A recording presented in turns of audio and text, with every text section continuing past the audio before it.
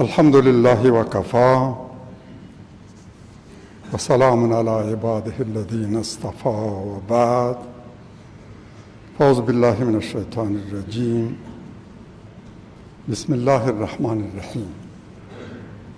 وقد مكروا مكرهم وعند الله مكرهم وإن كان مكرهم لتزول منه الجبال. صدق الله العظيم. د قرآن دا مبارک آیات مشتوای یقینا چې دشمن خپل پټ تدبیرونه وکړل په داسې حال کې چې ټول پټ تدبیرونه یې له الله تعالی سره دي.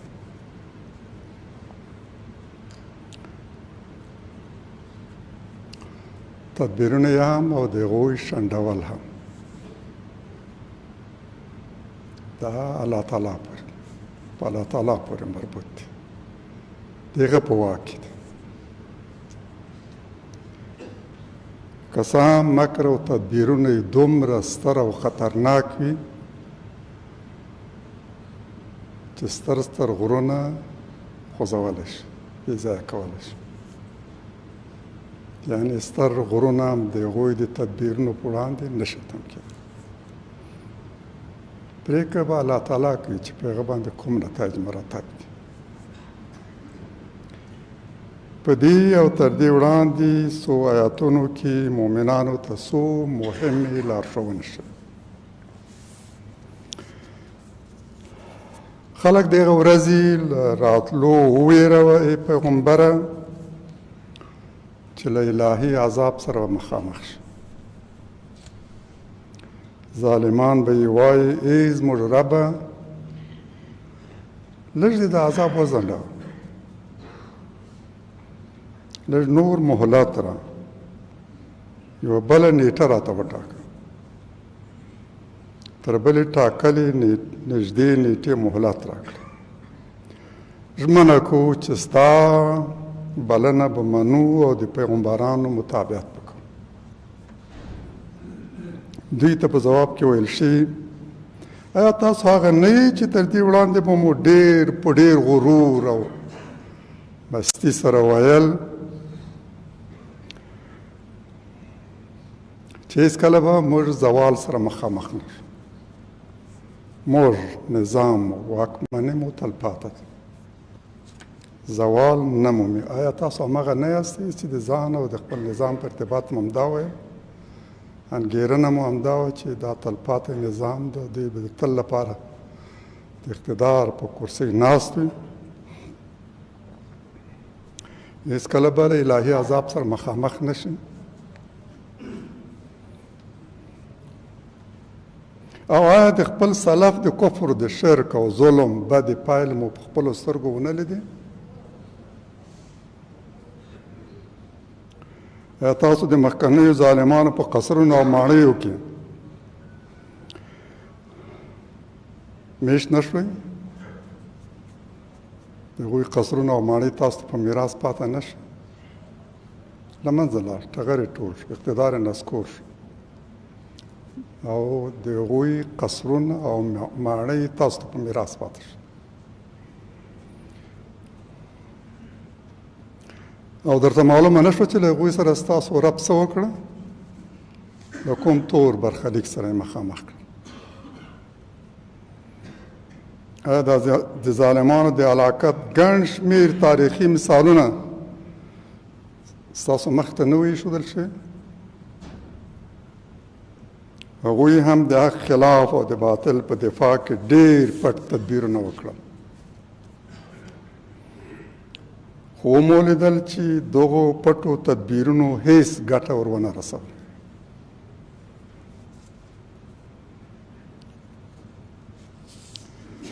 د الله تعالی د اذن او د ارادې او پرېکړې او تدبیر خلاف د هغوی هیڅ تدبیر ګټه نه ده رسولی ورته. دا تدبیرونه نه د الله تعالی د ارادې او اذن په وړاندې اغېز لري او نام نتیجه قسم دا تدبیرونه دومره ستر وي چې غرونه یې په وړاندې نشي تم کېدی.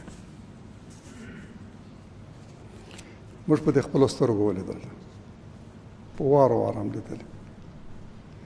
د دې اوږدې مبارزې په جریان کې مو تل ډېر ځلې لیدلې. د تېرې جمعې دا واقعه د دې نورو پیښو په وړاندې یوه وړه واقعه وه، ډېره وړه. دلته څو مرمۍ لګېدلې، اما داسې ورځې هم راغلې چې زموږ په شاوخوا کې همدومره نږدې راکټ او بمونه لګېدل. د 5 جازو پرلپسې په یو هدف باندې 22 راکټ او بمونه په موږ باندې ورېدلې. او په خپلو سترګو مو لیدلي دي چې الله تعالی د دشمن تدبیرونه شنډ کړي. برادران و خواهران عزیز، اجازه بدید درباره حادثه جمعه گذشته همین مسجد ایمان عاملین آن و عوامل آن عرایضی داشته باشم. قبل از همه از تمامی و هموطنان عزیز، زعمای احزاب سیاسی، بزرگان دولت، شخصیت‌های تاثیرگذار سیاسی، مذهبی و قومی، نمایندگان و دیپلماتان کشورهای دوست افغانستان ممنونیم که اظهار همدردی نمودند و این عملیات ناکام تروریستی را محکوم کردند. خدا را سپاسگزاریم که توطئه دشمنان اسلام را خنثی کرد و عاملین دینستیز این جنایت به دست مجاهدین مؤمن کشته شدند و به جزای اعمال خود رسیدند. معتقدیم که اگر چند اقدام شبیه صورت بگیرند، عملیات تروریستی با این سرنوشت روبرو شد، مثل که در روبروی مسجد در جمعه گذشته شاهدش بودیم. تلاششان ناکام شد، خنثی شد. چند نمونه دیگری را داشته باشید. متاسفانه کمتر داشتیم. اگر بگوییم هیچ نداشتیم هم مبالغه نشد. در جریان 20 سال اینا در عملیات خود همواره دستاورد داشتند، موفق بودند، توانستند به هدف برسند، انفجار کنند، ایده را به خاک و خون بکشانند.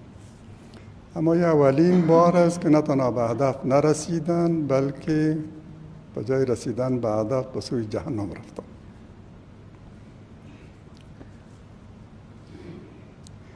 با یقین کامل میتوان گفت که ملت مؤمن ما از شر آنان برای همیشه نجات خواهد یافت. تحقیقات درباره این حادثه تا هنوز تکمیل نشده. بر اساس معلومات ابتدایی میتوان گفت که عاملین جنایت 2 تن بودند که هر دو کشته شدند. یکی برای عملیات انتحاری آماده شده بود. در واسطه انتحاریش 11 کیلوگرم بارود گذاشته شده و 6 تخته آهنی تعبیه شده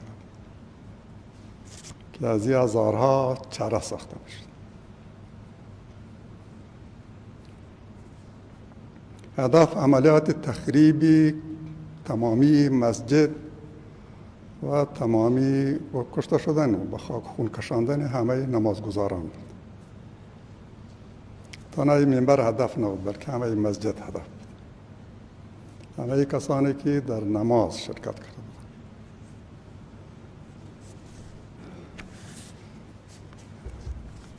انتحار کننده باید وارد مسجد میشد و بمهایش را در داخل مسجد منفجر میکرد. نفر دومی موظف بود که راه دخول مسجد را برای او باز کند و موانع را هم از سر را بردارد. هر دو با یک موتر و به عنوان نمازگزار وارد صحن مسجد شد. وسایل و تجهیزاتشان را در عقب سویچ بورد موتر تعبیه کرده بود، در یک پناهگاه مخفی که کشفش دشوار باشد. پس از ورود به محوطه موتر را در کنار موترهای مراجعین متوقف کرد. چند دقیقه فرصت یافتند که تجهیزات خود بکشند از مخفیگاه، خود را برای عملیات آماده کنند.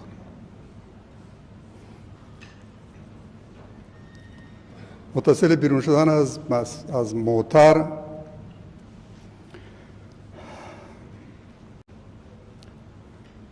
به سوی مسجد به تیراندازی پرداختند. پلانشان چنان بود که دروازه مسجد در وقت نماز باز می باشند و مستقیما باید منبر نشانت بگیرند. به خاطر این مرمی ها اینجا خوردن تا بالا.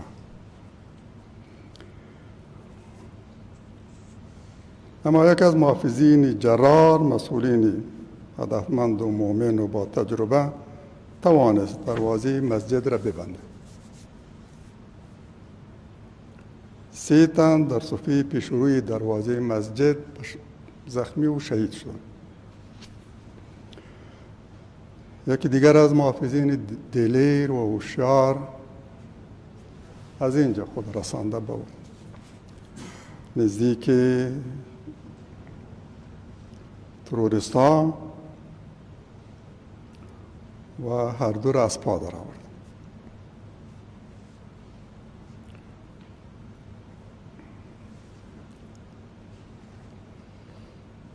کسی که موظف به انفجار انتحاری در داخل مسجد بود، مرمی به پیشانیش ثابت کرد.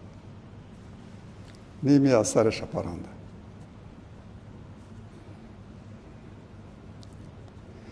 و این فرصت و مجال را به او نداده که بتانه دکمه بم خود فشار بده.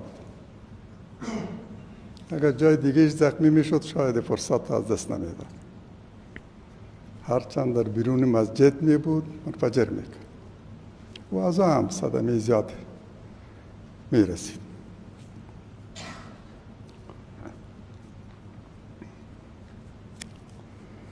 اگر این کار می شد علالاقل اونا از بین می رفتن، همراهش از بین می رفت، همه اسنادم از بین می رفت. هیچ کس نمی دانست اینا کیا بودن. اما این هم الحمدلله که همه سالم ماند. همه اسناد دست نخورده به دست کسای افتاده که درباره‌اش تحقیقات کن. موبایل تلفنشان، اسنادشان، همه چیز سالم ماند. این هم الحمدلله که پدر یکی از شهدا در آنجا بود و سلام داشت.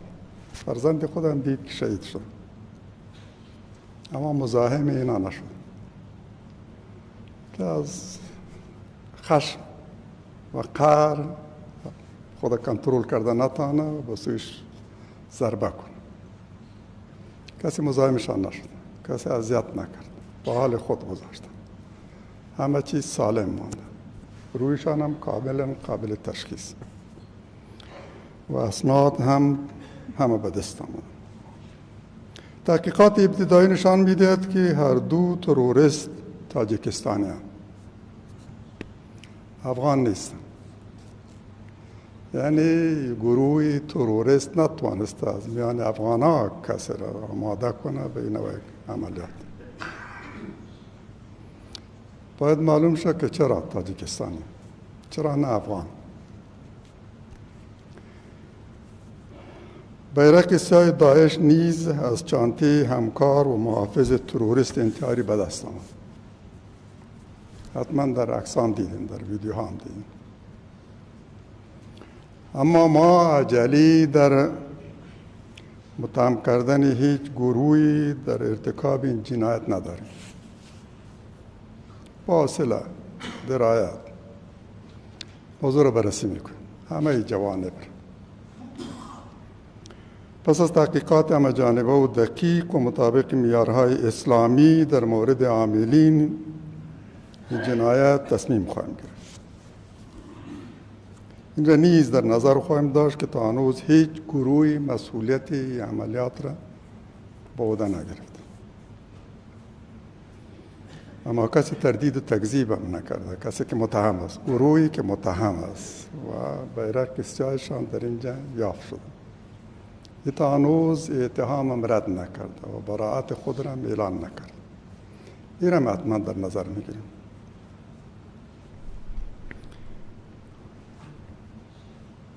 مبادا این بیرق سیاه برای آن در چانتی اینجانی اجیر تعبیه شده که نقش پای عاملین اصلی شناسایی نشد. احتمالی هم میره، احتمال هم باید در نظر داشته باشه.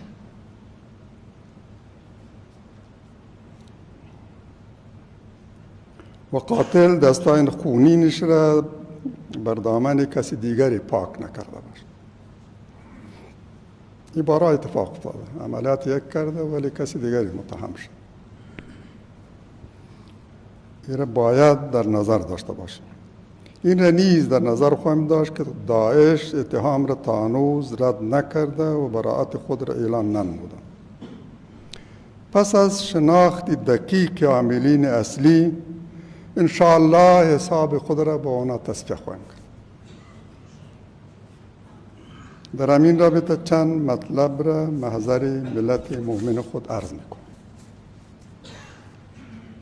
ما پس از آن که ناتو و در رأسش امریکا تصمیم گرفت نیروهایش را از افغانستان خارج کند و عملاً 95% نیروهای ناتو کشور ما را ترک گفت و درباره بقیه نیز رئیس جمهور وقت امریکا اوباما اعلان کرد که تا 2016 هیچ سرباز امریکایی در افغانستان حضور نخواهد داشت. مطمئن شدیم که دیگر جنگ و عامل اصلیش، یکی از عوامل اصلیش پایان رفت. نیروهای خارجی کشور ما را ترک رفتن، تعداد محدودی ماندن. ضرورت ادامه جنگ منتفی شد. تصمیم گرفتیم جنگ را متوقف کنیم و راه مصالحه را در پیش گیریم.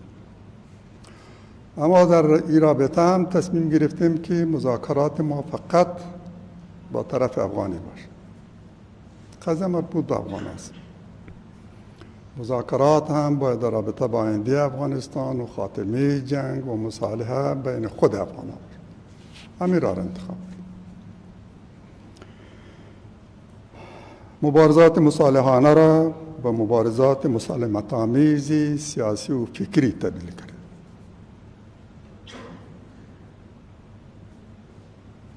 کار خیلی دشوار، یقیناً کار بسیار دشوار و سخت. از عملیات مسلحانه، جنگ در سنگر، پایین آمدن و راه صلح را با دشمن انتخاب کردن، اختیار کردن خیلی دشوار است. افرادی را که اذیت دیدن، شهید دادن، در سنگرها روزهای سخت و دشواری را سپری کردن. دشوار است قناعت داد که خوب همه اینا را فراموش کنین، بیاین با دشمن مصالحه میکنین. یا آسان است که کسی از مبارزه مسالمت بره به سوی مبارزه مصالحانه، از مبارزه مسالمت‌آمیز فکری بره به مبارزه مصالحانه. این آسان تر است. اما الحمدلله حزب در هر دو تغییر از یک شکل مبارزه به شکل دیگری رفتن را توفیقات داشت، موفق بودن، با مشکل خاصی روبرو نشد. جز عده‌ای انگشت شمار معدودی همه اعضای حزب توافق کرد، از یک سنگر به سنگر دیگری رفتن، شکل مبارزه خود تغییر دادن، زمان قلم را گذاشتن و سلاح برداشتن و زمانی هم سنگر را گذاشتن، آمدن به سنگر پایین شدن.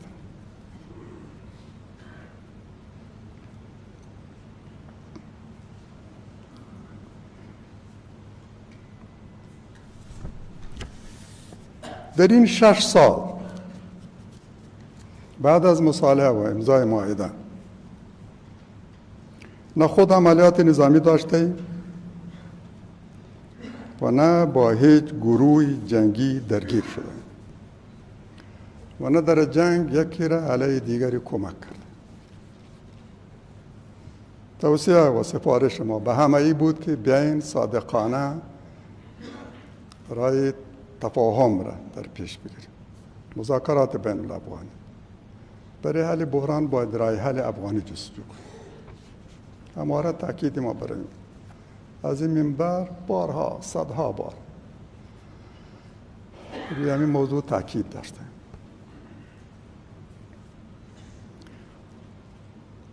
به فعالیت‌های فکری و فرهنگی مصروف بودیم.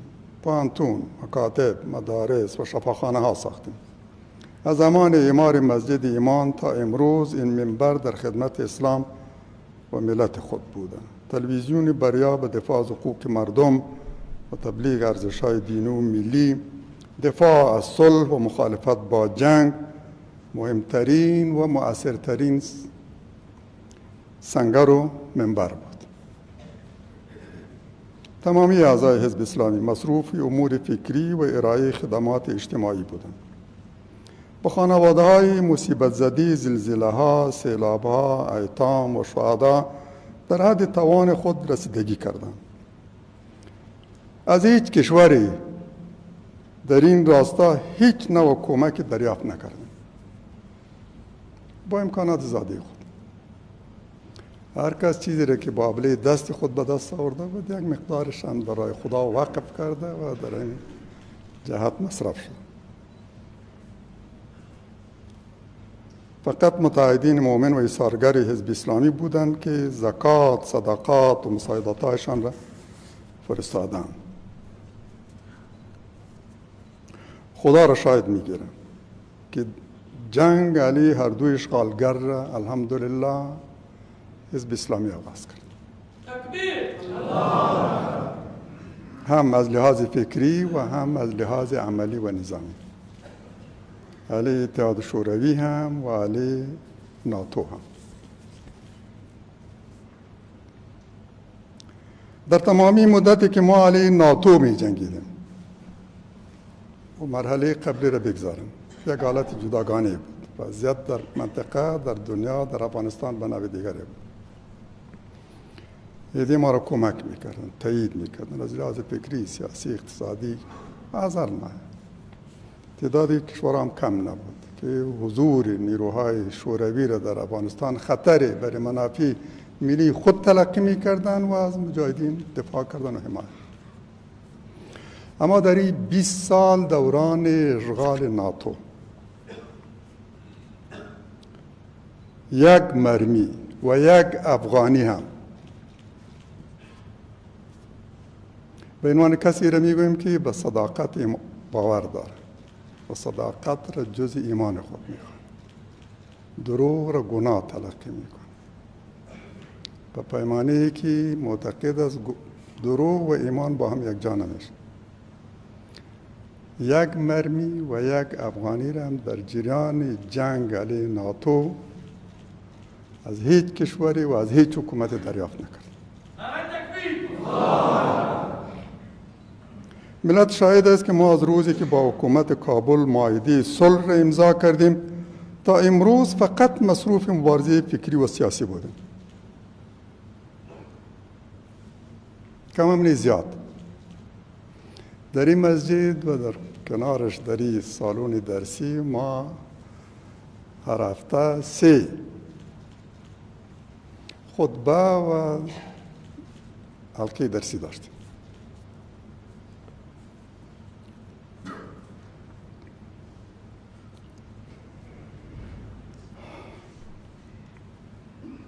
تأکید ما همواره بر راه حل مسالمت آمیز بود، تفاهم بین افغانان، آشتی، مذاکرات صادقانه و بلا قید و شرط. اما می‌بینید که ایده از جنایتکاران همین را نیز تحمل نمی‌کنند.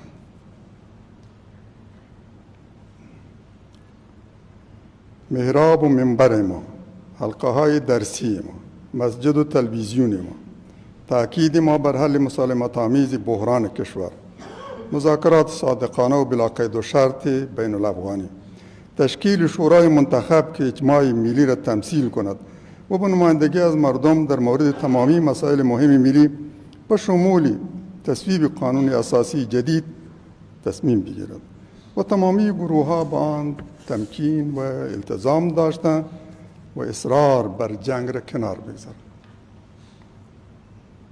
اما دیدید که به مشوره ها و خواسته های ما و تمامی ملت نه تنها اعتنایی ندارند و آن تحمل نمی کنند، بلکه تصمیم می گیرند این مسجد را ویران کنند و نمازگزارانش را به خاک و خون بکشند.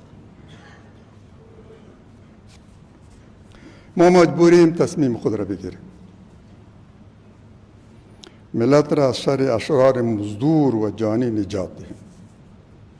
همان گونه که در برابر دو اشغالگر و مزدوران فرومایی اجنبی جنگیدیم و خواستیم مسئولیت ایمانی خود را در دفاع از ملت و کشور، استقلال و آزادی و تمامی ارزش‌های دینی و ملی خود ادا کنیم. و الحمدلله در تمامی عرصه ها توفیقات داشته به لطف الهی، فضل الهی. فقط عنایت الهی بود که شامل مجاهدین مومن حزب اسلامی شد و در دو جهاد حیثیت ستون فقرات و آغازگر مقاومت علیه اشغالگران نداشت. لطف الهی بود.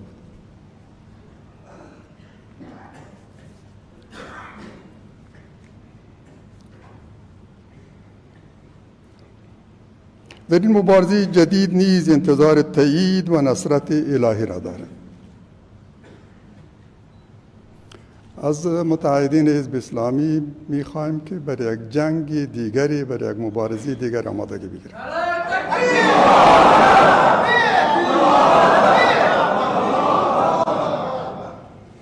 بار گران این جهاد هم به دوش شماست. شما یه حالت و شایستگی را دارین که بتانین ملت از شر این گروه جانی و خائن و وطن فروش و دین ستیز هم شما با عهده داشته باشید. خدا با شماست. انشاءالله در این مبارزه هم پیروز خواهید شد. و همون ترتیبی که در دو مبارزه دیگر پیروز بودیم.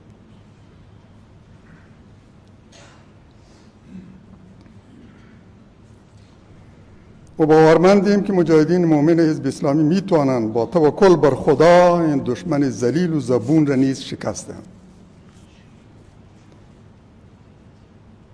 دشمنی که دیگران از مقابلش عاجز آمدند و نتوانستند اینا را سرکوب کنند.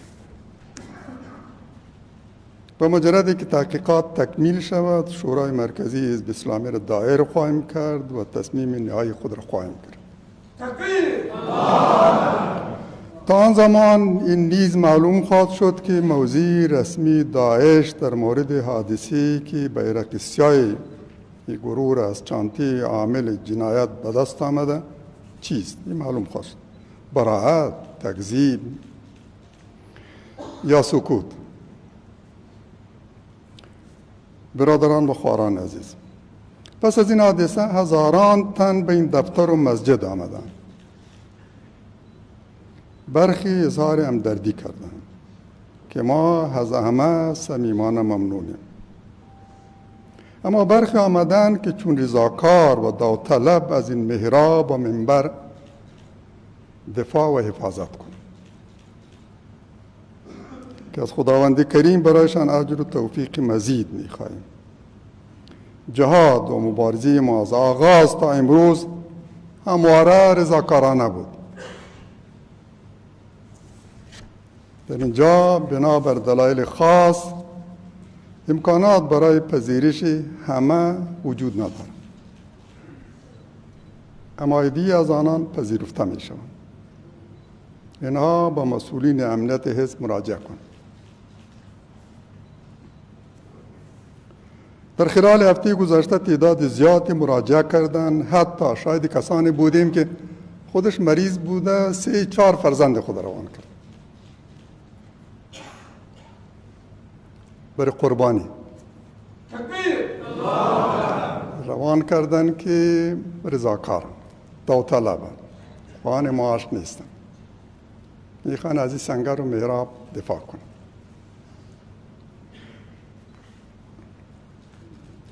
و چون محافظ پذیرفتشان، ایره به تنهایی در یک گوشه به من نگفتن، در جمع غفیر استادن ما حاضره. الجهاد الى یوم القیامه. سلامت باشید. امروز برای آن که ماهیت برخی از تبلیغات دروغین علیه حزب اسلامی هویدا گردد و ملت از حقایق مطلع شود، مطالب را در برابر ملت میگذارم که برای همه ثابت شود حمایت ما از تحولات اخیر، مخالفت با جنگ و حمایت از امارت اسلامی در برابر مقاومت هیچ انگیزه دیگر نداشت جز ایمان و تعهد به ملت و کشور.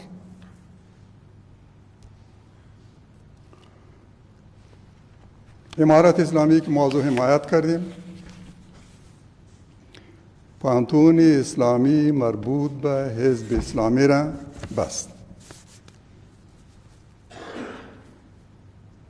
میاری ترین و سابقه دارترین پانتون.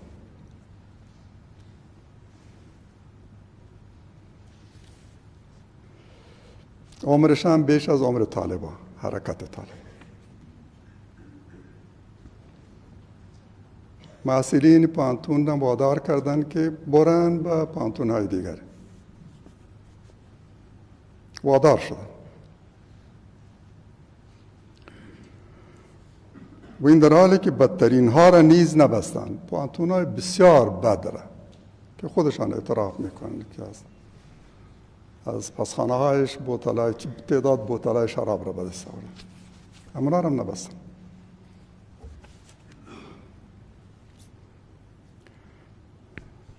مربوط به گروه های با سابقه بد و وابسته به اجنبی. از 8 ماه به این سو برخی مسجد، دفتر و تلویزیون بریا و بقیه تأسیسات را که مصارفش در گذشته از سوی دولت قبلی تهدیم شد، این هم قطع کرد. اعتراض نکردیم، شکایت نکردیم، نه سر منبر و نه در مطبوعات، که خب دشمن از این وسیله تبلیغاتی نسازد. نمیخواستیم حرفی بگوییم یا اقدامی بکنیم که به سود مخالفین خیلی بد این نظام باشه، که هرگز نمیخوایم اونا برگردن. هیچ گفته ما، هیچ گام ما به سود اونا نباشه، اونا نتوان از استفاده کنن.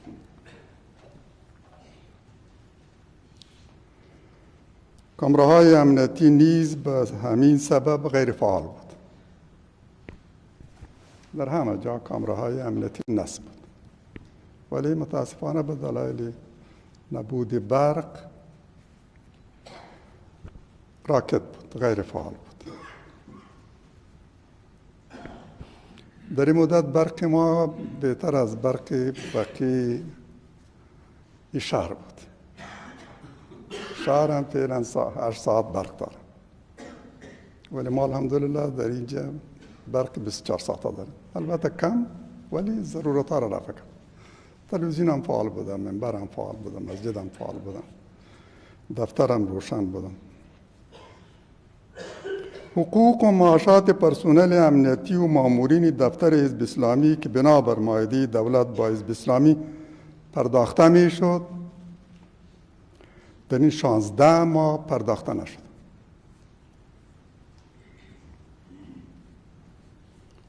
ده نفر به عنوان محافظت دفتر از اداره امنیت امارت اسلامی فرستاده شدند که یاشیشان نیز به دوش ما بودند.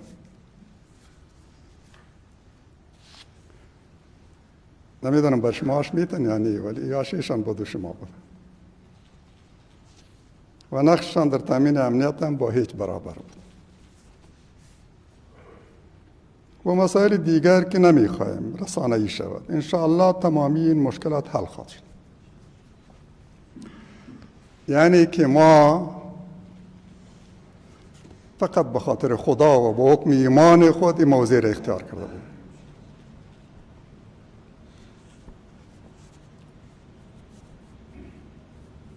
در بین دو طرف درگیر، حمایت از زرکی را به نفع اسلام و کشور و ملت خود تلقی میکرد و دیگری را که همواره وابسته بوده، در خدمت هر اشغالگر بوده، در پای شوروی ها افتادن، در پای ناتو افتادن، چند تابعیته بودن، 2 تابعیته و 3 تابعیته، یعنی چند تابعیته، و از سوی شبکه‌های استخباراتی کشورهای متعدد غربی حمایت میشد. چیزی که خودشان اعتراف کردن، اتهام نیست، خودشان بارها به می اعتراف کردن.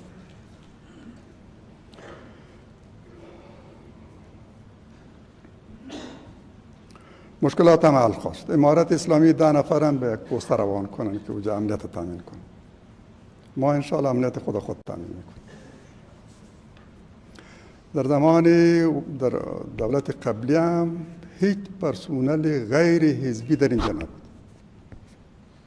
و با می خاطرم الحمدلله اداره امنیت حزب موفق بود که توانسته امنیت با خوبی تامین کنه. خدا میدانه چه توطئه‌ای علیه حزب سنجیده شد از سوی مسئولین، از سوی اداره‌های امنیتی دولت قبلی که دشمنیشان هم با حزب اسلامی آشتی ناپذیر، از هیچ جنایت هم دریغ نمی‌ورزیدن، ولی موفق نبودن. نتوانستن اجتماعات ما را مختل کنن.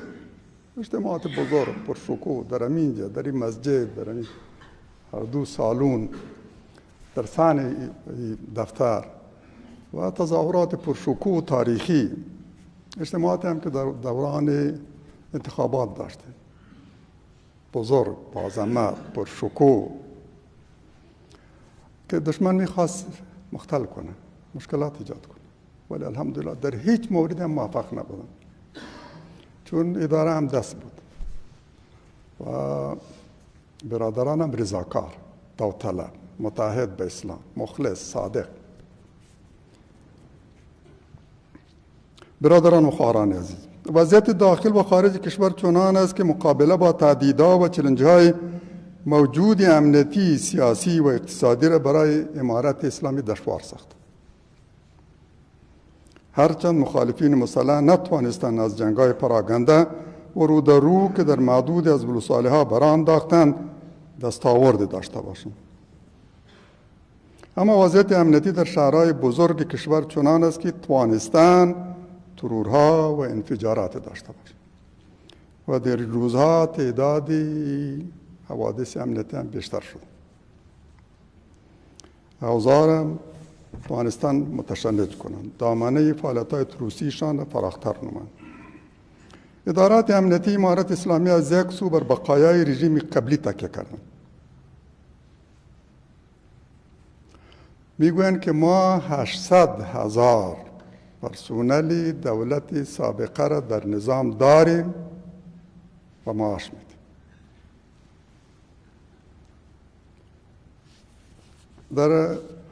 در باقی ادارات که میشه را جدی نگرفت، اما در ادارات امنیتی حضور اینا، وجود اینا باعث فاجعه میشه.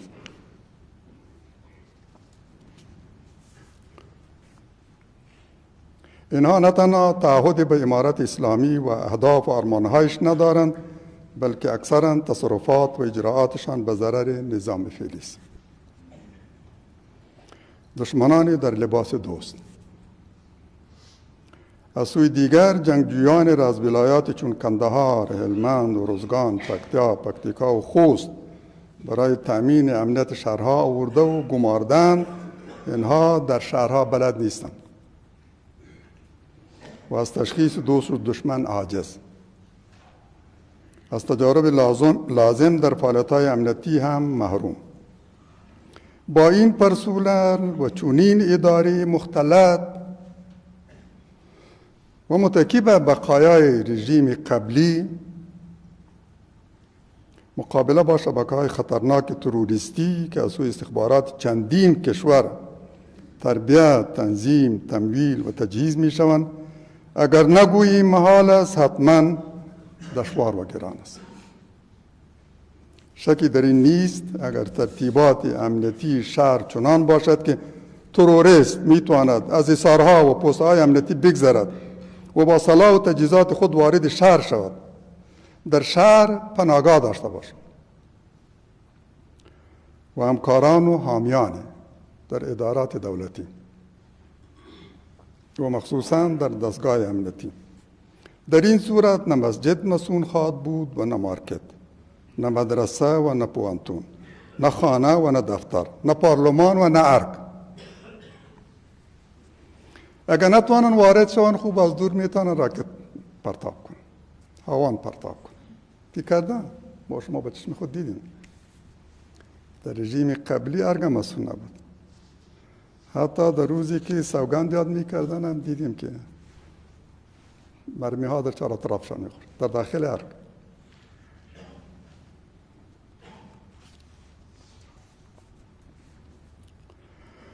تجارب افغان ها هم و تمامی کشورهای دیگر همین را ثابت کرد. امنیتی شهرها و اتباع کشور برمیگرده به دولت، به حکومت. تأمین امنیت به شکل انفرادی دشوار است.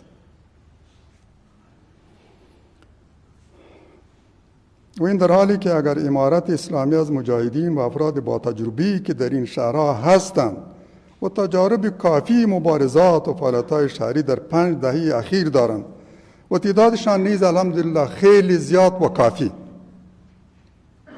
حتی بیش از ضرورت، امتحان دادند و صداقت و تعهدشان به اسلام و کشور عملاً و بارها ثابت کردند. به زندانها رفتند، شکنجه و تعذیب شدند، اقارب و همسنگرانشان به شهادت رسیدند، اما به تعهد خود استوار مانده و به چپ و راست منحرف نشدند. باور داریم اگر یک بخش کوچکی افرادی که آزموده شدند و امتحان خود دادند، امتحان صداقت خود را دادند، اگر اینا تنظیم شوند، مورد اعتماد قرار بگیرند، در رابطه به تأمین شهرها از استعدادها و تجارب اینا استفاده شود، بدون شک که برای طرد و دفع تمامی شرارتها کفایت میکند. اگر امارت اسلامی غرض تأمین امنیت شهرها به همکاری مجاهدین سابقه دار و با تجربه احساس ضرورت کند، که باید احساس کند و عجیب خواهد بود که اینا هنوز هم احساس نکند،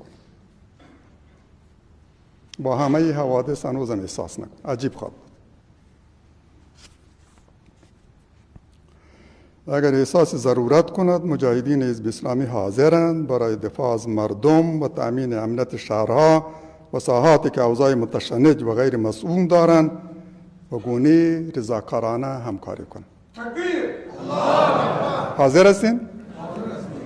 شما از همه ملت و اعضای حزب اسلامی نمایندگی میکنید. باور دارم که تعهد صادقانه است. ما حاضریم و مطمئنیم که انشاءالله زودی از این برآمده میتونیم، با توکل به خدا. ورونو خویندو، په دې ورځو کې د افغانستان او امارت اسلامي په خلاف د شدیدو خصمانه تبلیغاتو یوه بله تنده څپه پیل شوې، داسې چې د ټولې نړۍ مطبوعات مصروف کړي. د لوګر په جمنازیوم کې د 14 مجرمینو علني مجازات او په درو وهل د دغو پراخو تبلیغاتو اصلي موضوع. د نړۍ عام وګړي په دې نه پوهېږي چې د دې مجرمینو جرم څه و، سزا یې څه و. د دې غواړ و چې دا ووال شي، ولې د خلکو په وړاندې په علني توګه په درو وهل کېږي؟ له هر چا سره دا پوښتنه. اسلام د اسلام ضد مطبوعات دوی ته وایي دا ظلم او وحشت. د انسانانو اهانت او سپکاوی دی، د نړیوالو قوانینو او بشري حقوقو خلاف عمل دی. تاسو پوهیږئ چې په غربي ټولنو کې نه قصاص شته، نه رجم، نه په درو او لشتو وهل. ظاهر کې عملا په څرګنده توګه دا نشته. مجازات هم فقط په زندان او جریمه کې خلاصه شوي. غربیان او غربپال او د غربي فرهنګ تر اغېز لاندې وګړي داسې مجازات او هغه هم په علني توګه او د خلکو په وړاندې نه مني او په وړاندې حساسیت شي. سره له دې چې یهودان او مسیحیان په تورات او انجیل باور لري او دا ډول مجازات د دوی په مذهبي کتابونو کې راغلي او په بایبل کې چې د تورات، انجیل او زبور مجموعه یې ګڼي، په واضح توګه د داسې مجازاتو یادونه شوې او عملي بیلګې ذکر شوې. خو مسیحیان اوس داسې له خپل دین او مذهب لرې شوي چې تش نوم ورته پاته دی او د دوی په عملي ژوند کې نه تورات، نه د تورات او انجیل آثار تر سترګو کېږي او نه هم د بایبل. د دوی تر ټولو زیات او ډېر تکړه مذهبي هغه دی چې فقط په اونۍ کې یو ځل د یکشنبې په ورځ د رخصتي په ورځ کلیسا ته ولاړ شي او د کشش په اقتدا کې تر لسو کم جملو کې دعا وکړي. فقط له دې اخوا د دوی په ټول دین کې، په ټول ژوند کې، نه فردي ژوند کې، نه کورني ژوند کې، نه ټولنې ژوند کې د دین او مذهب هېڅ اثر نشته.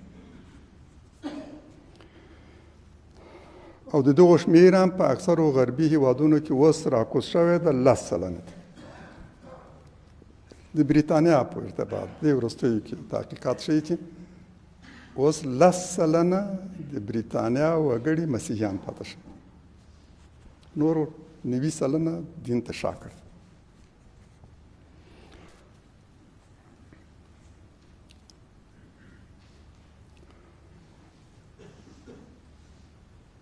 هلته سود، شراب، قمار، زنا او لواطت ته د جرم په سترګه نه کتل کېږي. نه اخلاقي جرم ګڼي او نه مذهبي ګناه. له دې هم خبر نه دی چې د دوی په مذهبي کتابونو کې د بایبل په شمول دا نه یوازې جرم او ګناه ګڼل شوی بلکې د مجازات وړ جرم دی. په قرآن کې د رجم یادونه نه ده شوې، اما په بایبل او تورات او انجیل کې شته.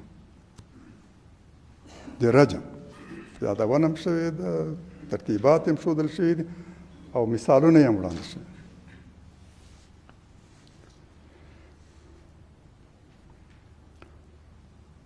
هلته دا نه یوازې جرم او ګناه ګڼل شوي بلکې د مجازات وړ جرم دی. بایبل د میړوشې، میرمن د زنا سزا رجم او سنګسار ګڼي.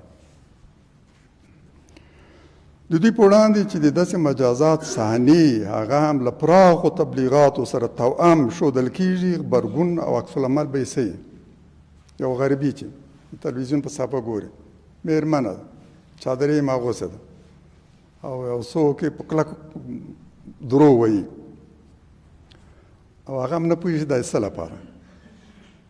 دغه احساس به د اسلام په ارتباط، د دې وهلو په ارتباط، د افغانستان په ارتباط، د افغانانو په ارتباط څه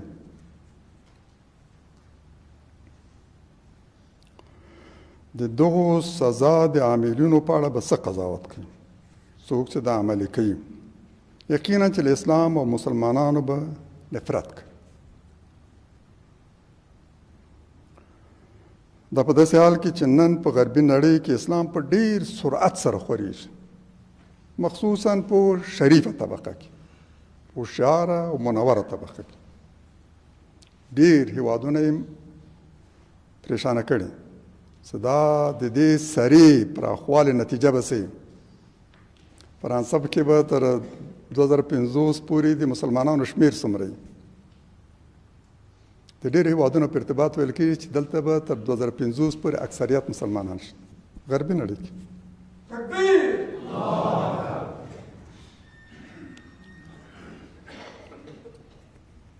ډېری هوښیار او منورین اسلام د ټولو اوسنیو نړیوالو ستونزو د نجات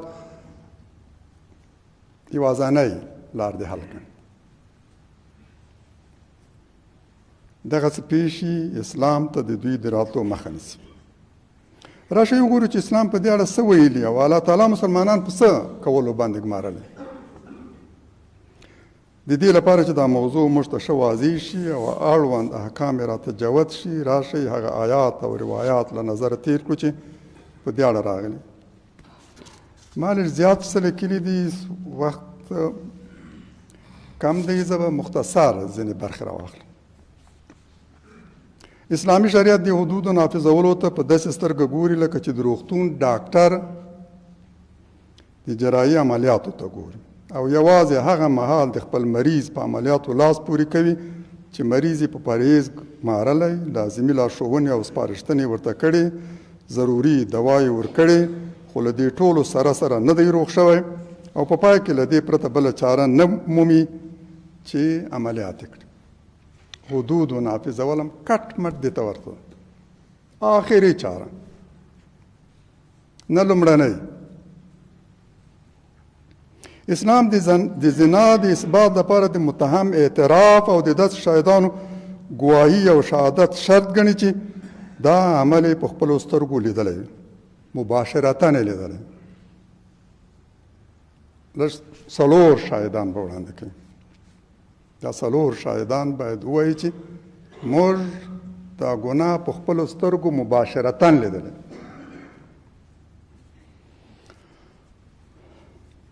یا به خپل اعتراف کوي یا به 4 شاهدان دا شهادت ورکوي. موضوع پیچلی کړی، د انسان د ژوند مسله ده. اسلام له نظره د انسان ژوند ډېر ارزښت لري، دومره چې الله تعالی د مسلمان په ارتباط فرمایي د دین وایي چې د دې ټولې نړۍ ورانېدل دومره خدای ته ګران کار نه دی، سخت کار نه دی لکه د یو مسلمان ورانول، وژل. ټوله نړۍ د ټولو عبادت ځایونو په شمول، د کعبې په شمول، د دې ټولو مساجدو په شمول که دا وران سي، الله تعالی ته دومره ستر کار نه بریښي لکه یو مسلمان چې وژل کېږي. ارزښت یې دومره ده. د همدې لپاره اسلام تاکید کوي چې دا موضوع باید ښه وڅېړل شي، پوره شواهد وسي، د شک او د شبهې هېڅ مجال پاته نه. که چا یو څوک په زنا تورن کړ خو همداسې 4 شاهدان یې وړاندې نه کړل، دی به په خپله اتیا دورې وال کېږي. له دې وروسته به فاسق ګڼل کېږي او د هغه شهادت په مدار د اعتبار نه، په هېڅ مورد کې به هم د هغه شهادت نه منل کېږي. د زنا حد به د مؤمنانو د یوې ډلې په وړاندې تطبیق کېږي. د یوې ډلې مؤمنانو په حضور کې به دا سزا عملي کېږي. هماغسې چې د زنا په ارتباط 4 شاهدان لازم ګڼي، همداسې د زنا د سزا د تطبیق په ارتباط هم د یو ډلې مؤمنان تر 4 شاهدانو زیات د هغوی حضور لازم ګڼي.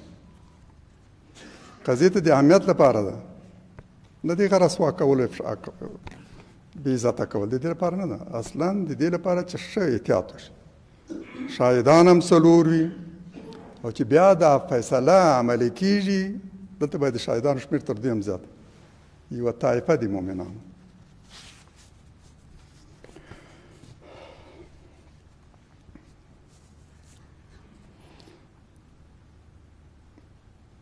دا به په پټه نه وي، دا به د تړلو دروازو تر شا نه وي چې یوازې قاضي ده او مجرم ده چې په خپلو منځونو کې په هر څه جوړ راغل، مسله ختمه شي. نه، دلته باید یو ډله د مؤمنانو دا وګوري. قرآن په صریح طور فرمایي، په صریح توګه، وَلْيَشْهَدْ عَذَابَهُمَا طَائِفَةٌ مِنَ الْمُؤْمِنِينَ، او حتما دي د دوی دواړو عذابهما، یو ډله د مؤمنانو وګوري، هغوی دې حاضر وي، د هغوی په وړاندې دا تطبیق شي. له آیت داسې معلومیږي چې یو دا علني سزا یوازې د زناکارو لپاره د 2 زیادونه کېږي. آیت هم په همدې ارتباط معلومیږي چې دا یوازې د دې دواړو په ارتباط چې کله هغوی ته سزا ورکول کېږي، نو یو طایفه د مؤمنانو باید دا وګوري. سزا به د یوې ډلې مؤمنانو په حضور کې تطبیق کېږي. دا لارښوونه شوې چې د دوی عذاب دی د مؤمنانو یوه ډله وګوري، یعنې دا مجازات باید علني وي، نه په پټه او د تړلو دروازو تر شا. یوه ډله مؤمنان باید د مجازات صحنه په خپلو سترګو وګوري. دلته څو خبرې باید په پام کې ولرم. د صحنې لیدونکي باید د مؤمنانو یوه ډله وي. ولې دا د مؤمنانو شرط واکړی دی؟ ولې نه دی ویل چې یو ډله خلک دی وګوري؟ هر څوک چې راشي خلک دی وګوري. که په تلویزیون کې نو هر څوک یې ګوري، کافر او مؤمن، مشرک او زانی هم ګوري، هر څوک یې ګوري. اما دلته یو قید وضع شوی دی، یوه ډله د مؤمنانو باید دا وګوري. یعنې دا باید دومره علني نه وي چې کافر او مؤمن ټول وګوري، د تلویزیون په صفو کې راځي. متاسفانه ځینې فکر کوي چې دا ډېر کمال یې کړی دی، ډېر ستر کار یې کړی دی چې دا حدود د ټولو خلکو په عام کې په جمنازیوم کې وشوي او په تلویزیونونو کې راشي. په ټوله دنیا کې د اسلام او مسلمانانو په خلاف د تبلیغاتو یو سخته تنده صفحه پیل شي.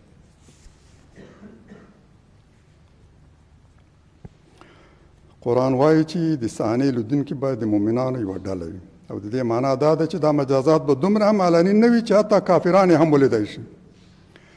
ټول مؤمنان به هم نه ګوري، یو ډله د مؤمنان. طائفه وړې ډلې ته وایي، فرقه لویې ډلې ته وایي. یو فرقه له ګڼ شمېر ورو ډلو طایفو جوړه سوې. او قرآن دلته وایي چې یوازې یوه وړه ډله د مؤمنانو به د دې دواړو د سزا ورکولو صحنې شاهد. په دې څرګند مجازات کې ځینې مصلحتونه مضمر دي، لکه دا چې د زیاتو شاهدانو شتون د عدالت په تامینولو کې مرسته کوي او نه پرېږدي چې محکمه او قاضي د عدالت او قانون خلاف عمل وکړي. لکه چې د زنا د اثبات لپاره څلورو شاهدانو ته ضرورت دی، همداسې د سزا د تطبیق په ارتباط هم د یوې ډلې مؤمنانو حضور ضروري دی. د شاهدانو حضور کله یوې خوا د اصلي مجرم او د نورو مجرمینو جسارت له منځه وړي، د ټولنې د نورو افرادو لپاره د عبرت باعث کېږي. د قاضیانو د غلطو تصرفاتو مخنیوی کوي.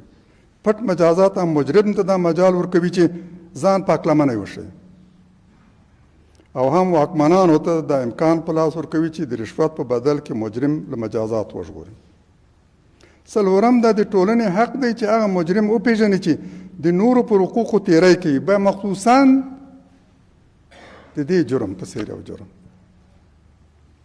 دا یو ډېر خطرناک دشمن ده، د نورو عزت هم په کمین کې ناست. دا باید خلک وپېژني، پټ باید بدپاته نه شي. د همدې لپاره یو ډله د مؤمنان باید د هغه سزا په خپلو سترګو وګوري. د دې لپاره چې خلک له هغه سره په خپلو تعاملاتو کې محتاط وي، ویې پېژني چې دا څه کاره ده، ورباندې اعتماد ونه کړي. د ده نه خطر متوجه د ټولنې دی. د همدې لپاره باید یو ډله د هغه عذاب په خپلو سترګو. دا قطعا د منلو وړ خبره نه ده چې د یو مجرم د پت او عزت لپاره ټولنه له ګواښ سره مخامخ شي. اما البته هغه جرم چې شخصي وي او محکمې ته هم نه راجع شوی، پټ ترسره شوی، الله تعالی ورباندې پرده اچولې، د دې په ارتباط بیا د اسلام لارښوونه دا ده چې پټ یې پرېږده. چا چې لیدلی هم پټ دی وساتي، او چا چې خپل هم کړی ده دا خپله پرده دې نه لوڅوي. بس الله تعالی پټ ساتلی ده، همداسې دې پرېږده. له ابو هریره رضی الله عنه روایت ده چې رسول الله صلی الله علیه وسلم فرمایلی حدود دفع کړئ، یعنې له پلي کېدو یې ډډه وکړئ، تر کومه چې د دفع کولو وجه او مدرک ورته موندلی شي. هڅه وکړئ چې دا حدود عملي نه شي، اجرا نه شي. تلوار مه کوئ، تلوسه مه کوئ، بلکې اصل موده یې چې د حدود نافذولو مخنیوی وکړي. که یو بهانه پیدا شو، یو شک پیدا شو، د دې امکان و د دې حد د تطبیق مخنیوی کېده دا کار وکړي. پیغمبر علیه السلام فرمایي. دا یو روایت له ابو هریره نه ده. ورپسې بل روایت د عایشې رضی الله عنها له لورې ده. هغه وایي چې رسول الله صلی الله علیه وسلم فرمایلي تر هغه چې توانېدی شي له مسلمانانو د حدودو پلي کېدا دفع کړي. کوم مخرج د وتلو لار او سبب ورته موندلی شي دا ورته پرانیزئ. که له حدودو د تنفیذ په ارتباط داسې یو مخرج او د وتلو لار ورته موندلی شي چې دا مجرم په ارتباط حد نافذ نه شي دا لار ورته پرانیزئ. دا کار وکړئ. یقیني خبره دا ده چې که امام په عفو کې خطا شي دا تر دې غوره ده چې په سزا ورکولو کې خطا شي. که د عفو په ارتباط خطا وکړه دا تر دې غوره ده چې د سزا په تطبیق کې خطا وکړي. په دې کې خطا شي چې یو څوک په دروغ وایي، په دې کې خطا شي یو څوک رجم وکړي. اما که په دې کې خطا شو چې هغه ته عفو وکړي دا غوره ده. دا زموږ د لارښود پیغمبر سپارښتنه ده او د دې په رڼا کې پوهېدلی شو چې د حدودو د نافظولو مسله څنګه ده. د اسلام نظر هغه اعتراف هیڅ ارزښت نه لري چې له وهلو وروسته وي. وهل څه له تهدید وروسته وي، له تطمیع وروسته وي. ورته وایي چې رښتیا ووایې دا درکوو. که د اعتراف ونه کړ دا سزا درکوو. د تهدید، تطمیع، وهلو په څپېړه یا په هر څه حتی که د یوې څپېړې وروسته هم چا اعتراف وکړ د اسلام نظره دې ته خبره دروغ ده. د یوې څپېړې وروسته په یوې لښتې باندې والو نه وروسته دا هڅه به نه کوي چې حتما له یو چا نه اعتراف واخلي او ګمان دې دا چې که دا په دروغ والی شو نو ډېر ستر کار دی کړی. دا ګمان هغه څوک کوي چې دین او د هغه له مزاج خبر نه وي چې دین څه دی، د څه لپاره راغلی.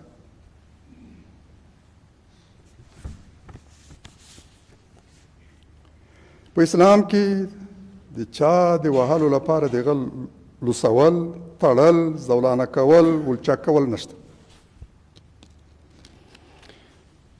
صریح حدیث دی. په اسلامي امت کې نه د چا د تعذیب لپاره بندول شته، نه تړلی راکاږل چې پړی د په غاړه کې راچولی کشۍ دا هم نشته. لاسونه دې ور تړلي او کشۍ دا نشته. په ونې پورې تړلي، په تنبې پورې تړلی دا نشته. لوڅې کې دیوالو لپاره دا نشته. زولانه کول نشته، ولچک اچول نشته چا په لاس پښو کې. یعنې په اسلام کې دا جایز نه دی چې څوک د وهلو په مخه بربند کړی شي، په ونې او لرګي پورې وتړل شي، په لاس او پښو کې زولنې او ولچک واچول شي. دې ته ورته ګڼ شمېر نور شرایط دي چې د حدودو د تنفیذ په ارتباط باید مراعات شي. داسې مفت او ارسان کار هم نه دی چې بس یو څوک کښېني دی او کتاب مخه راواړوي او بیا د هغه له مخې نه فتوا ورکړي او د چا د وژلو، رجم کولو او په درو وهلو دې فیصله وکړي. دعا کوو چې الله تعالی د افغان مؤمن او مجاهد ولس ته دا سعادت او توفیق هم ور په برخه کړي چې سرلوړی، خپلواک، آزاد، له جګړو او ناامنیو فارغ او په واقعي معنا اسلامي افغانستان جوړ کړي او راتلونکو نسلونو ته یې په میراث پرېږدي. خدایه موږ ته توفیق راکړه چې خپل هېواد د هغو فتنهګرو له شر وژغورو چې دښمني له جومات، محراب، منبر، اسلام او مسلمان سره ده. د پردیو اجیر جنګیالي دي او د اسلام تر نامه لاندې د اسلام د جرړو قطع کولو دنده ور په غاړه شوې ده.